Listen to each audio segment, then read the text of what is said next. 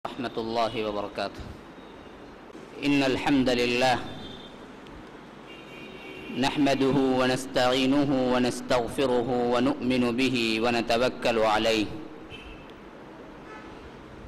ونعوذ بالله من شرور أنفسنا ومن سيئات أعمالنا. من يهده الله فلا مضل له ومن يضلل فلا هادي له. وأشهد أن لا إله إلا الله وحده لا شريك له وأشهد أن محمدًا عبده ورسوله. أما بعد. الله ولي الذين آمنوا يخرجهم من الظلمات إلى النور والذين كفروا أولياؤهم الطاغوت يخرجونهم من النور إلى الظلمات أولئك أصحاب النار هم فيها خالدون.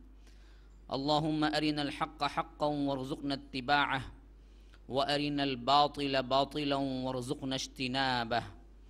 اللهم علمنا ما ينفعنا وانفعنا بما علمتنا وارزقنا علما. رب اشرح لي صدري ويسر لي أمري واحلل عقدة من لساني يفقه قولي. اللهم لك الحمد أنت نور السماوات والأرض ومن فيهن ولك الحمد أنت قيوم السماوات والأرض ومن فيهن ولك الحمد أنت ملك السماوات والأرض ومن فيهن ولك الحمد أنت الحق ووعدك الحق وقولك حق ولقاؤك حق والجنة حق والنار حق والنبيون حق ومحمد صلى الله عليه وسلم حق. اللهم بك أسلمنا وبك آمنا وعليك توكلنا وبك خاصمنا فاغفر لنا ما قدمنا وما أخرنا وما أسررنا وما أعلنا وما أنت أعلم به منا. أنت المقدم وأنت المؤخر لا إله إلا أنت لا إله إلا أنت سبحانك إنا كنا من الظالمين. لا إله إلا الله الحليم الكريم سبحان الله رب العرش العظيم والحمد لله رب العالمین. برادران اسلام، واجب الاحترام بزرگوں، دوستوں اور عزیز ساتھیوں، لائق احترام ماؤں اور بہنوں،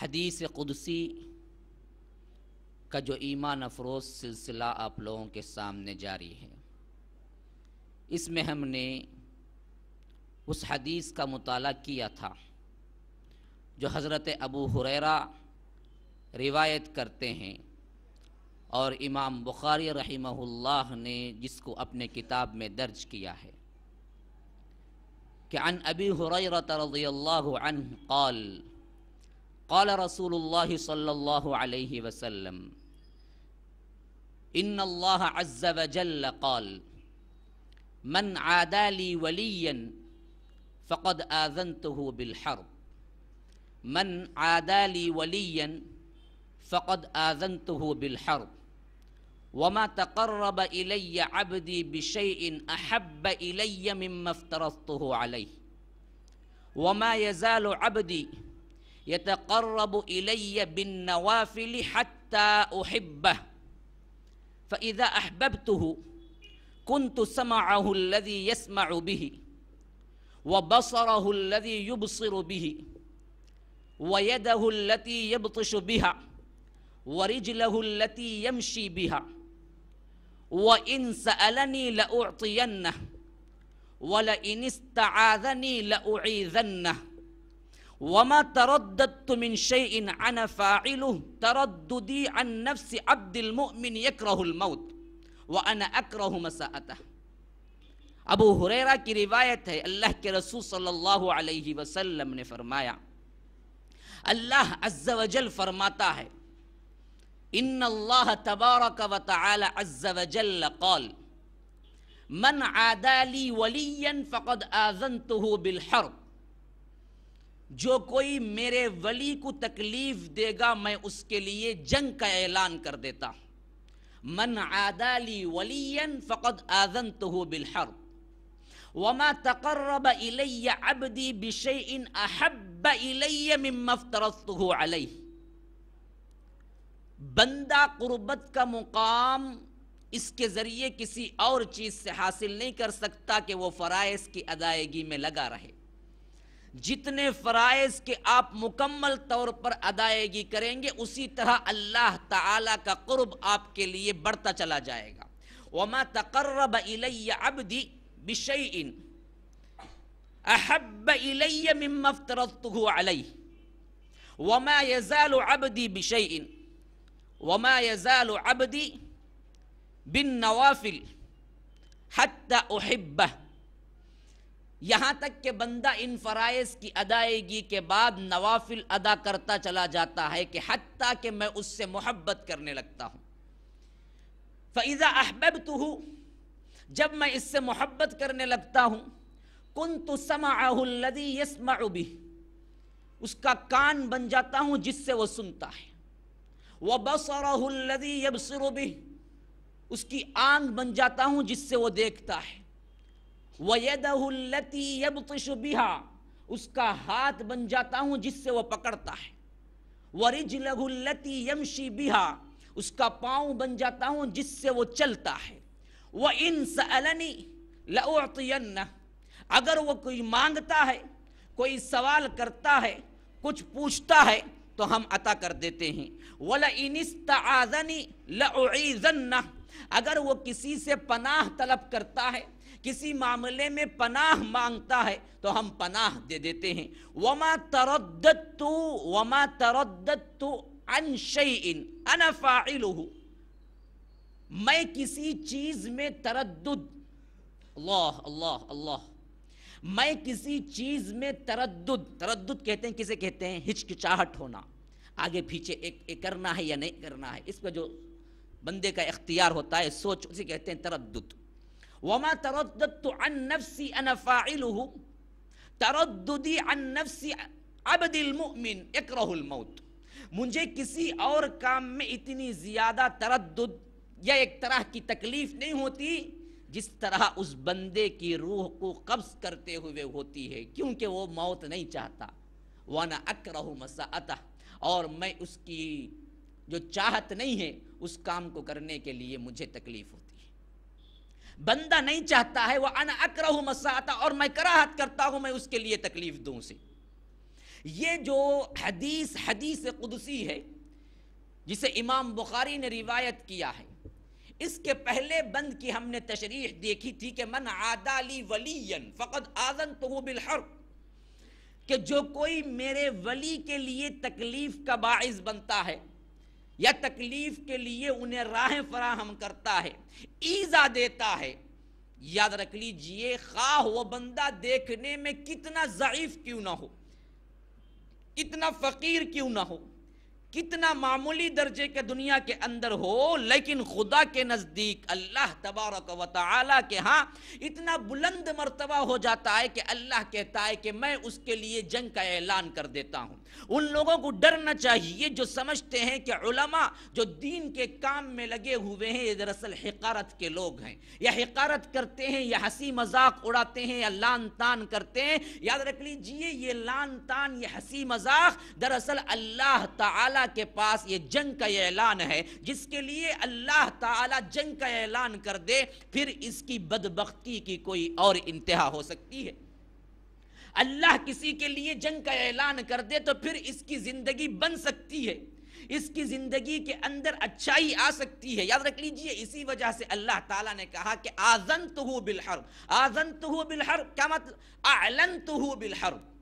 آذن کا مطلب کیا ہے؟ میں اعلان کر دیتا ہوں اپنے اپنے بندوں میں، فرشتوں کے اندر، آسمانی دنیا میں اعلان ہو جاتا ہے کہ فلاں بندے سے میں کیا ہے ناراض ہوں، فلاں بندے کے لیے میں کیا ہے جنگ کا اعلان کیا ہوں۔ وجہ کیا ہے؟ ایک ولی کو ایذا دینا۔ ولی الولی المؤمن التقی، الولی المؤمن التقی۔ ولی کون ہے؟ ولی وہ ہے جو متقی مومن ہے۔ ولی کون ہے؟ جو متقی مومن ہے۔ ہر وہ شخص جو اللہ سے ڈرنے والا ایماندار ہے، اس کو ایذا دینا، اس کے لیے تکلیف کا باعث بننا، دراصل اللہ کے غضب کو للکار دینے کے برابر ہے، کیونکہ اللہ کہتا ہے کہ من عادی لی ولیا فقد آذنتہ بالحرب، کہ میں اعلان کر دیتا ہوں۔ تو کل کی تحقیق میں ہم نے دیکھا تھا کہ ولی اور ولی کی نسبت سے ہمارے اندر پائے جانے والے مغالطے، غلط فہمیاں کیا ہیں، ہم کیا سمجھ بیٹھے ہیں ولی کو۔ دراصل کتاب و سنت میں ولی کا معنی کیا ہے؟ ہر وہ شخص جو اللہ تعالی کے لیے ایمان اور تقوی اختیار کرتا ہے ولی ہے، اور یہ ولی جب بنتا ہے تو یاد رکھ لیجئے اس کے لیے کسی قوم، کسی قبیلہ، کسی وقت، کسی خاص لباس کی کوئی ضرورت نہیں ہے، صرف اور صرف شریعت اسلامیہ میں عمل کرنے کی ضرورت ہے، یہ ولی ہے۔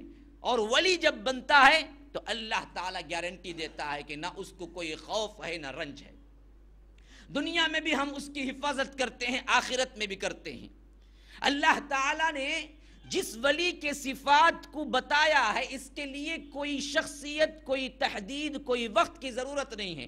اللہ تعالیٰ کے لیے یہ تمام چیزیں جو کوئی بھی کرے گا وہ ولی ہے۔ یاد رکھ لیجیے، یہ مت سوچئے کہ ہم اللہ کے ولی نہیں ہیں، ہم خود اللہ تعالیٰ کے ولی بعین ہی اسی درائے سے جو اللہ کے رسول صلی اللہ علیہ وسلم نے اس حدیث میں بتلائے ہیں، اس طرح اللہ کے ولی اور دوست بن سکتے ہیں۔ اور اللہ سے دعا ہے کہ اللہ تعالیٰ ہمیں کیا ہے، اللہ کے سچے ولی بننے کی توفیق عطا فرمائے۔ کیوں ہم سب ولی نہیں بن سکتے؟ ہم خود اپنے آپ کو دور کیوں رکھتے ہیں، جبکہ اللہ کے رسول صلی اللہ علیہ وسلم نے کوئی تحدید نہیں کی، بلکہ بتایا کہ صفات کے لحاظ سے ولی کون ہوتا ہے اور اس کے احکامات کیا ہیں، اللہ کے ہاں اس کا کتنا بڑا مرتبہ ہو جاتا ہے۔ پہلا بند تو مرتبے کے لحاظ سے ہے، پہلا بند جو ہے من عادی لی ولیا فقد آذنتہ بالحرب، یہ ہے مرتبہ، مقام، اہمیت، اللہ تعالیٰ کے ہاں اس کی قدر، منزلت۔ اب دیکھیے دوسرا جو ٹکڑا ہے، جو بند، وہ دراصل کیا ہے، ولی کیسے بن سکتے ہیں، اللہ کے دوستوں کردار کے لحاظ سے کیسے ہوتے ہیں۔ اللہ کے دوست حقیقتاً اگر بننا چاہتے ہو تو تمہیں کن اعمال کو پکڑنا ہے؟ سب سے پہلی چیز وَمَا تَقَرَّبَ إِلَيَّ عَبْدٍ بِشَيْءٍ أَحَبَّ إِلَيَّ مِمَّا افْتَرَضْتُهُ عَلَيْهِ، بندے کے لیے وما تقرب الی عبدی یعنی الولی جو اوپر مذکور ہوا ہے، قربت کے لحاظ سے کوئی چیز مجھ سے قریب نہیں کرتی، صرف اور صرف فرائض کی ادائیگی۔ سب سے پہلے فرائض کو تکمیل کے ساتھ پہنچانا ہے۔ جتنے فرائض ہیں ان فرائض کو صحیح طور پر ادا کرنے والا دراصل ولایت کے منزل پہ قدم رکھ کے آگے سفر شروع کر دیتا ہے۔ اسی وجہ سے فرمایا گیا کہ سب سے زیادہ اگر اللہ تعالیٰ کے اولیاء کوئی ہو سکتے ہیں تو وہ اصحاب رسول اللہ صلی اللہ علیہ وسلم ہیں۔ کیوں؟ اس وجہ سے کہ فرائض کی مکمل پابندی انسان کو یاد ہم سمجھتے ہیں فرائض کا کیا ہے، بہت معمولی ہمارے پاس کیا ہے، وقت ہے۔ ہم سمجھتے ہیں کہ فلاں نوافل کریں گے تو پھر اس کے بعد کیا کوئی مرتبے کو پہنچیں گے۔ نہیں، یاد رکھ لیجیے اصل معاملہ فرائض کا ہے۔